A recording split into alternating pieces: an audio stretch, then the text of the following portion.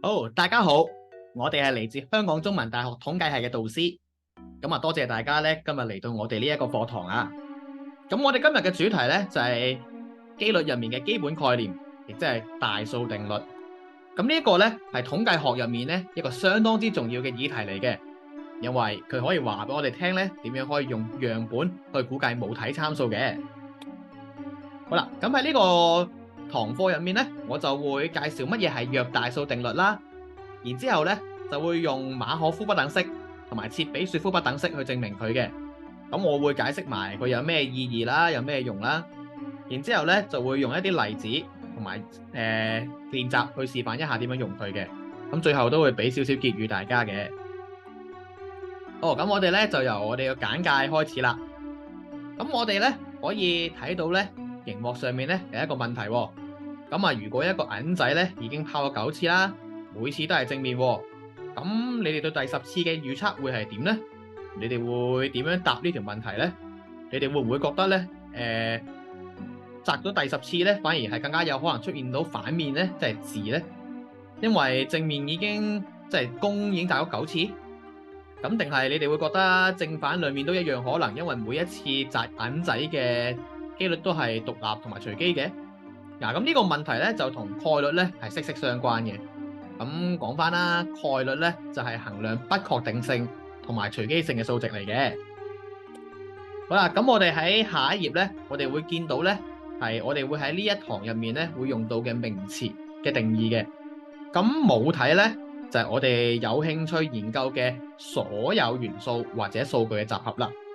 咁然之後咧就係樣本，樣本咧就係我哋會由母體入面抽取出嚟嘅元素啦，或者數據嘅子集合。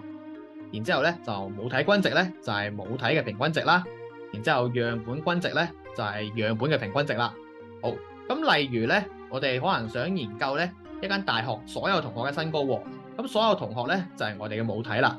然之後我哋咧就想隨機挑選100個同學去量度佢哋嘅身高。咁100個同學咧就係我哋嘅樣本。咁然之後咧，呢間大學嘅所有同學嘅平均身高咧就會係我哋嘅母體均值。咁然之後咧，我哋挑選出嚟嘅100個同學嘅平均身高咧就會係我哋嘅樣本均值啦。嗱，咁佢哋有咩分別咧？咁喺下一頁啦，我哋咧就見到呢度有啲數學嘅式啦。咁佢哋表達咗咧就係母體均值咧同埋咧樣本均值咧之間嘅關係嘅。咁呢條式咧就話，當樣本數量 n 趨近於無限大嘅時候咧，我哋嘅樣本均值 x bar n 咧就會收斂於母體均值 μ 啦。咁呢個意思咧就即係話咧，如果我哋咧係由母體入面咧抽取咗一個好大嘅樣本咧，咁咧我哋嘅樣本平均值咧就會好接近咧我哋嘅母體平均值啦。咁呢個咧其實就係大數定律。咁佢就係咧機率論入面咧最基本嘅結果之一嚟嘅。好啦，咁喺下一頁啦，你哋可以見到咧，我有一個例子去示範呢個結果嘅。假設我哋有一粒公平嘅色仔，亦即係話咧每一個數字咧都係會有一樣嘅機會咧係出現嘅。咁咧我哋就會設 x 咧係我哋一次實驗入面得到嘅數字啦。咁 x 嘅期望值咧或者母體平均值咧就會係 3.5， 佢係將所有可能性 x 嘅可能性咧加埋一齊除以6咧，咁計翻嚟嘅。咁假設我哋咧而家咧就擲粒色仔3次，咁我哋就會得到咧5、6同埋1咧就作為我哋嘅結果。咁我哋咧就將佢哋加埋再除以3咧，就得到咧就係呢3個數字嘅樣本均值咧，亦即係4啦。咁你哋可以見到咧4咧又唔等於 3.5 嘅喎。但係就非常之接近佢嘅。咁如果我哋咧就再擲粒色仔好多次，譬如1000次啦，咁我哋咧就會預期我哋嘅樣本均值咧會越嚟越接近 3.5 嘅。呢一個咧就係大數定律話俾我哋知嘅嘢啦。咁喺呢一頁咧，你哋可以見到一幅圖啦，佢顯示咗我哋咧增加呢個試驗次數咧由0去到1000嘅時候咧，個樣本均值係點樣變化嘅？咁留意翻啦，橫軸咧就代表實驗次數，咁然之後咧中軸咧就代表樣本均值，紅線咧就係顯示緊咧我哋嘅母體均值咧係3.5。咁你哋可以睇到咧，當我哋咧再擲好多次骰仔嘅時候咧，我哋嘅樣本均值咧係圍繞住母體均值咁樣波動嘅。咁但係佢又唔會偏離得好遠嘅。咁其實咧就係大部分嘅樣本均值咧都會喺母體均值咧嘅一個單位以內嘅。咁呢度咧就完咗我哋簡介部分啦。咁總結一下，我哋啱啱咧就講咗乜嘢係概率啦，乜嘢係母體同埋樣本啦，然之後仲有講咗母體均值同埋樣本均值，咁同埋講咗乜嘢係大數定律啦。咁我哋都睇咗個例子，同埋頭先嗰幅圖咧去示範翻點樣用呢個定律嘅。咁然之後咧，我哋就嚟到證明嘅部分啦。咁喺呢個部分咧，我會教大家咧點樣用馬可夫不等式同埋切比說夫不等式呢兩個數學工具咧去證明大數定律嘅。咁呢兩條不等式咧，對於界定罕見事件嘅機率咧係非常之有用嘅。好，咁喺呢一頁咧，大家可以見到咧呢個約大數定律嘅陳述啦。咁佢係大數定律嘅其中一個特定版本嘅。咁佢就話咧係如果我哋有一個咧由 n 個獨立同分佈嘅隨機變量組成嘅樣本啦，咁我哋咧就會用 x1、x2 等等嚟表示嘅。咁我哋喺一個有限嘅母體 μ，佢嘅均值係 μ，同埋有限嘅母體變異值 sigma squared， 咁佢嘅樣本均值 x bar n 就會咧係以概率咧嘅形式咧收斂於 μ 嘅。咁呢個意思即係咧，對於任何正數 epsilon， 咁佢哋嘅樣本均值比起母體均值大 epsilon 單位以上嘅機率咧，就會隨住 n 咧趨近於無限大而趨近於0嘅。好，咁喺下一頁咧，你哋可以見到呢一個陳述嘅證明嘅。為咗證明佢咧，咁我哋咧就會有兩個假設。第一個假設咧就係咧隨機變量咧係互不相關嘅，亦即係話佢哋嘅協方差咧係0啦。咁然之後咧就係第二個假設咧就係母體變異數咧係有限嘅，亦即係話佢唔係無限或者係未定義嘅。咁呢兩個假設咧就可以令到我哋咧可以簡化樣本均值嘅變異數。咁佢就會等於翻咧係單獨隨機變量嘅變異數之和，再除以翻 n 平方啦。好，咁用呢兩個假設咧，我哋咧就可以顯示翻咧樣本均值嘅變異數咧係等於翻咧母體變異值除以翻 n 嘅。咁你哋可以睇下啦，我哋會點樣用馬可夫不等式去界定罕見事件嘅機率嘅。咁馬可夫不等式咧就係話，如果我哋咧有一個非負嘅隨機變量 x， 咁 x 大於或者等於 a 嘅機率咧就會係少於或者等於 x 嘅期望值再除以翻 a 嘅。咁呢一個不等式咧就俾咗我哋一個上界限咧去比較翻 x， 咧大於一個既定值嘅機會咧係有幾大嘅。咁為咗證明呢條不等式咧，我哋咧就會用翻咧係呢一個部分積分法，然之後咧就比較翻咧係 x 嘅機率密度函數，即係 PDF 下面嘅兩個面積，我哋就證明到啦。好，咁喺下一頁，我哋咧就可以見到咧點樣可以用呢個切比說夫不等式去界定罕見事件嘅機率嘅。咁切比說夫不等式咧就係馬可夫不等式嘅一個特例啦。咁我哋咧就會先設 y 係一個隨機變量，咁就係咧會講翻咧係佢係y 同埋佢嘅期望值 μ sub y 咧係嘅平方差嚟嘅。咁呢個數量咧就測量翻咧係 y 咧係距離佢嘅平均值咧係有幾遠嘅。咁切比說夫不等式咧就話，對於任何正數 k 咧 y 比起佢嘅平均值大 K 個單位以上嘅機率咧，就係少於或者等於咧 Y 嘅變異數除以翻 K 平方嘅。咁呢一條不等式咧，就會俾咗我哋一個上界限咧，去估計翻咧 Y 距離佢嘅平均值咧有幾遠咧嘅機會咧係有幾大嘅。好，咁啊為咗證明翻咧呢條不等式咧，我哋咧就會將頭先呢條馬可夫不等式咧，就將個y 替換翻咧為呢個 y 減 μy 嘅平方。好，咁我哋咧就去到下一頁咧，我哋咧而家就可以睇到咧點樣可以用切比說夫不等式咧去證明大數定律啦。咁我哋咧就會令到咧呢個 y 實 n 係樣本嘅均值，就減翻母體均值，咁就令到我哋呢個 epsilon 咧係任何整數啦。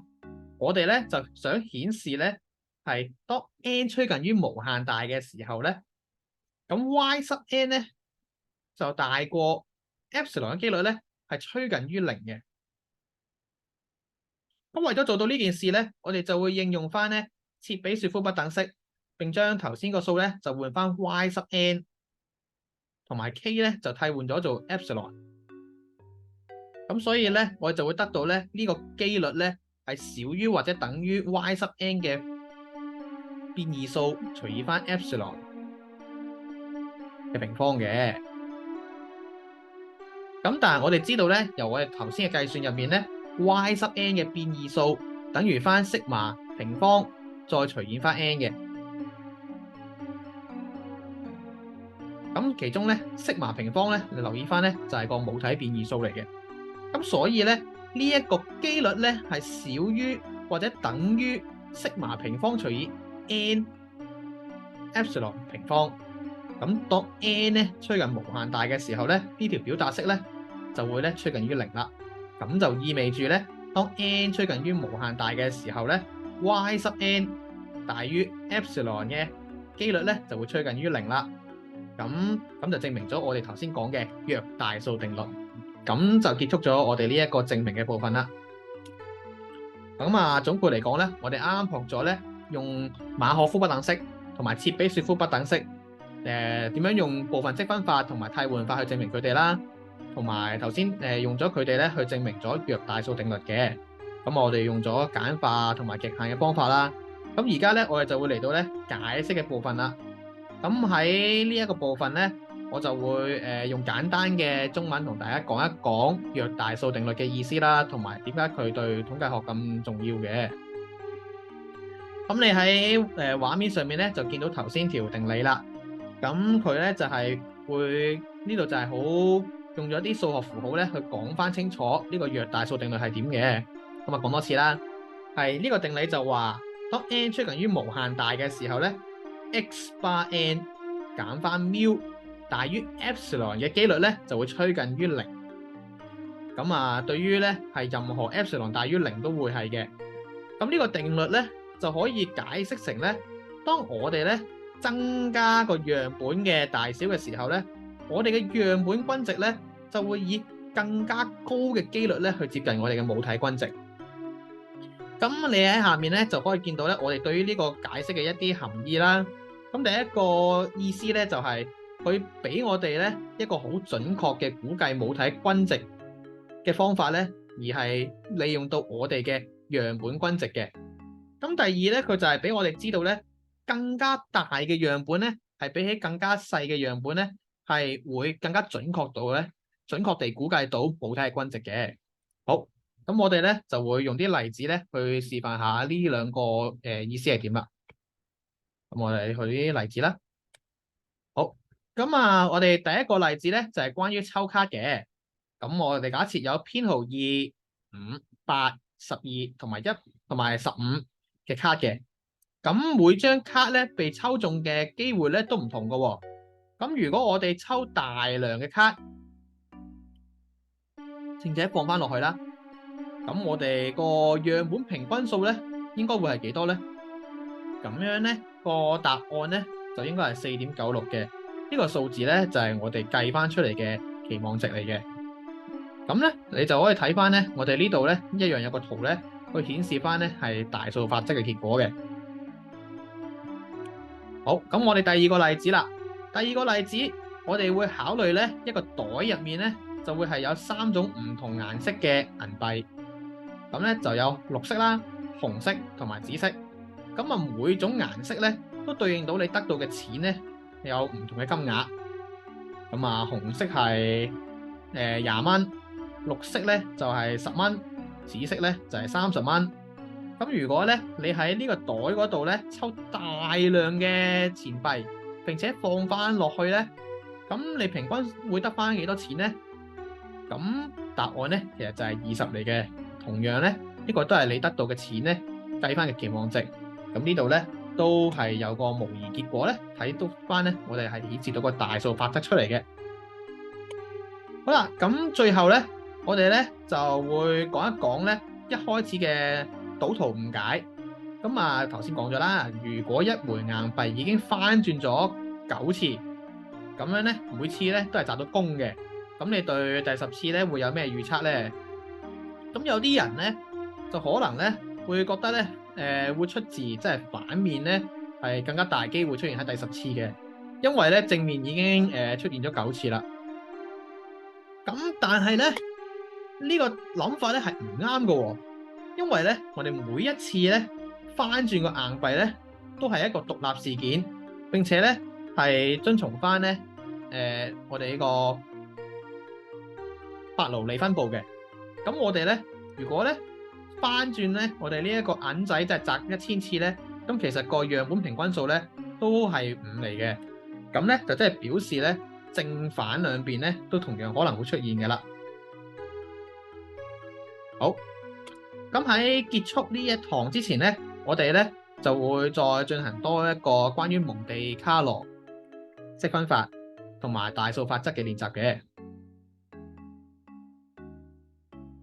好，咁我哋咧就會先從一個函數開始。呢個函數 f 咧係由區間0、1上面定義嘅。我哋假設咧 f(x) 咧係由0到1嘅積分嘅絕對值咧係有限嘅。咁我哋咧然之後就會引入咧一個獨立同埋分佈嘅隨機變量序列。咁啊有U1、U2 繼續落去啦。咁每一個咧都會遵從翻咧係呢個 uniform 0、1上面嘅均勻分佈嘅。然之後我哋咧就會將 in 定義為 f(uk) 上面嘅平均值。咁就會係由 k 咧就會係由1去到 n 啦。咁我哋提出嘅問題就係咧，當 n 變到非常之大嘅時候咧，咁 in 係唔係會收斂到 f(x) 由0到1嘅積分咧？咁答案咧就係咧，我哋要用翻咧係呢個約大數定律啦。咁啊，當 n 趨近於無限大嘅時候咧，咁其實 in 咧同埋 fu 期望值之間嘅絕對差咧係咧超過任何正數 epsilon 嘅機率咧，就咧應該會趨近於0嘅。咁就意味住咧係我哋嘅 in 咧係會咧收斂到 fu 嘅期望值。咁呢個咧確實咧就係咧呢個 f(x) 由0去到1嘅積分喎。咁所以呢個咧練習咧就說明咗咧係我哋統計學入面2個重要嘅概念嘅。第一個咧就我哋睇一睇先，係啦。咁我哋咧就可以落翻去啦。呢個就係最後一啲結語。咁就係2個重要嘅概念，就係首先咧你一定要肯定咧啲隨機變量咧係有獨立性嘅，同埋咧係一樣分佈嘅。咁然之後咧就係再講埋咧就係一個好大嘅樣本大小嘅重要性啦。你可以咧通過置信區間等等嘅技術咧嚟確定嘅。好，咁最後咧我哋就頭先個例子咧，其實咧都講咗咧係呢個約大數定律咧喺實際入面係點樣運作嘅，同埋佢喺統計學入面嘅重要性嘅。咁佢哋頭先都又係展現咗啦，大樣本同埋小樣本係更加比起小樣本係更加好咧，攞嚟估計人口參數嘅。咁同埋都消除咗咧對於隨機性咧同埋概率嘅常見誤解嘅。咁今次嘅演講咧就係關於大數法則嘅演講啦。咁咧就多謝大家嘅觀看啦同埋參與，希望你都中意我哋今日嘅課堂，都學到一啲新同埋有用嘅嘢啦。咁如果你有咩問題同意見咧，歡迎咧大家喺影片樓下咧就 comment 或者咧就係再聯絡翻我哋嘅。咁祝大家咧今日咧就上一堂好嘅堂啦〜